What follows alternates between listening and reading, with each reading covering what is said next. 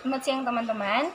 Dalam video kali ini, saya dan teman-teman saya akan membahas satu materi, yaitu materi mengenai strategi pembelajaran. Nah, tentunya di dalam kita mengerjakan sesuatu atau melakukan sesuatu, kita perlu yang namanya strategi. Nah, dalam dunia pendidikan pun ada strategi yang dipakai, yaitu strategi yang biasa dikatakan sebagai strategi pembelajaran. Nah, strategi pembelajaran ini sangat diperlukan oleh seorang pendidik ataupun calon pendidik, karena seorang pendidik ataupun calon pendidik ini, jika mereka tidak menguasai strategi pembelajaran ini, di dalam proses pengajaran mereka akan mendapatkan kesulitan. Nah, apa sih strategi pembelajaran itu? Strategi pembelajaran adalah suatu kegiatan pembelajaran yang harus dikerjakan guru dan siswa agar tujuan pembelajaran dapat tercapai secara efektif dan juga efisien. Maka dari itu, dalam proses pembelajaran sangat dibutuhkan yang namanya strategi pembelajaran.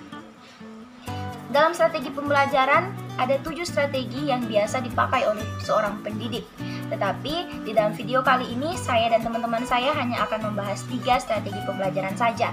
Nah, untuk kesempatan kali ini saya akan memaparkan strategi pembelajaran inquiry.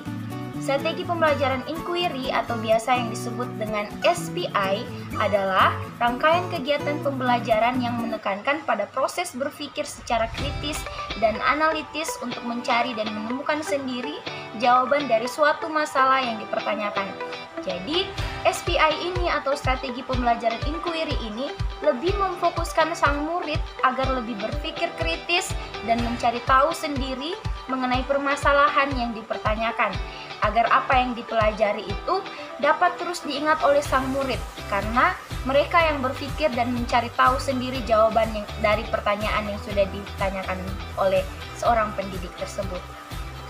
Nah, kelebihan dari proses pembelajaran ini atau strategi pembelajaran ini yaitu yang pertama, dapat memberikan ruang kepada siswa untuk dapat berpikir sesuai dengan cara dan gaya belajar mereka. Kedua, membuat siswa menjadi aktif dan lebih fleksibel kepada guru dan juga kepada siswa-siswa yang lain. Ketiga, dapat merubah karakter seorang murid, yaitu dari sikap pertama yang pemalu menjadi tidak malu lagi dalam proses pembelajaran. Kelemahan dari proses pembelajaran ini yaitu yang pertama, pendidik akan kesulitan memakai strategi pembelajaran ini jika terdapat lebih dari 30 siswa dalam kelas, karena pendidik akan sulit untuk mencapai ataupun mengontrol keberhasilan pembelajaran dari siswa-siswa yang ada di kelas tersebut. Dan yang kedua, pendidik akan membutuhkan waktu yang sangat panjang jika memakai metode ini. Kemudian strategi kedua akan dijelaskan oleh teman saya. Makasih. Nah, pada kesempatan kali ini saya akan memberikan satu strategi pembelajaran kepada teman-teman sekalian yang mungkin bisa saja strategi ini bisa digunakan teman-teman dalam mendidik anak didiknya. Yaitu apa? Strategi pembelajaran ekspositori. Nah, teman-teman, apa itu strategi pembelajaran ekspositori? Strategi pembelajaran ekspositori adalah strategi yang digunakan pengajar untuk mendidik anak didiknya, yaitu dengan menekankan penyampaian secara verbal atau secara langsung kepada anak murid kita. Teman-teman, strategi ini cukup simpel dan tidak ribet jika digunakan dalam mendidik anak-anak sekalian, yaitu dengan cara tinggal kita mempersiapkan materi kita sebagai pendidik untuk mendidik anak didik kita. Apa sih contoh strategi pembelajaran ekspositori ini? Yaitu yang pertama, ceramah, kemudian menyampaikan materi tanpa adanya interaksi dengan murid-murid sekalian. Untuk itu, sebagai pengajar, kita harus menggunakan strategi ini dengan alasan utama, dengan syarat utama kita harus bisa merangkai fokus dari pendengar atau merantai fokus dari pendidik kita itu sendiri. Untuk itu, strategi ini mungkin bisa digunakan teman-teman sekalian karena strategi ini cukup simpel digunakan. Oke, sekian strategi yang bisa saya berikan kepada teman-teman.